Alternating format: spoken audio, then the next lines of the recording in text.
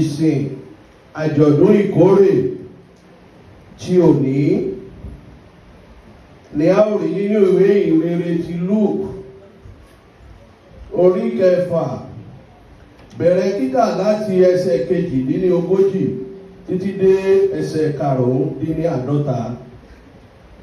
Luke chapter 6, reading from verse 38 through 45, and it reads thus: Give, and it will be given to you.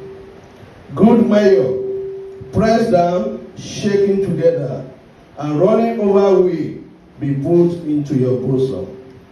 For with the same measure that you use, it will be measured back to you.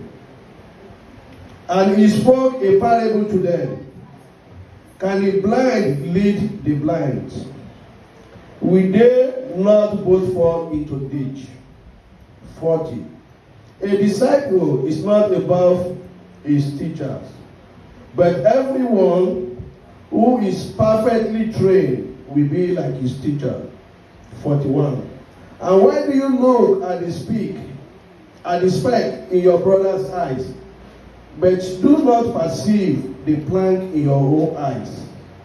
42. How can you say to your brother, let me remove this speck that is in your eyes, when you yourself do not see the plank that is in your own eyes? Hypocrite, first remove the plank from your own eyes, and then you will see clearly to remove the speck that is in your brother's eyes. 43.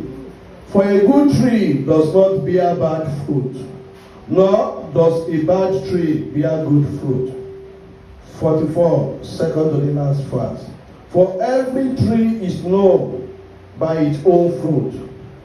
For men do not gather figs from thorns, nor do they gather grapes from a bramble bush. 45, and which is the last verse. A good man out of the good treasure of his heart bring forth good, and an evil man out of the evil treasures of his heart bring forth evil. For out of the abundance of the heart his mouth speaks. Here ends the Bible passage. May the Lord Almighty bless his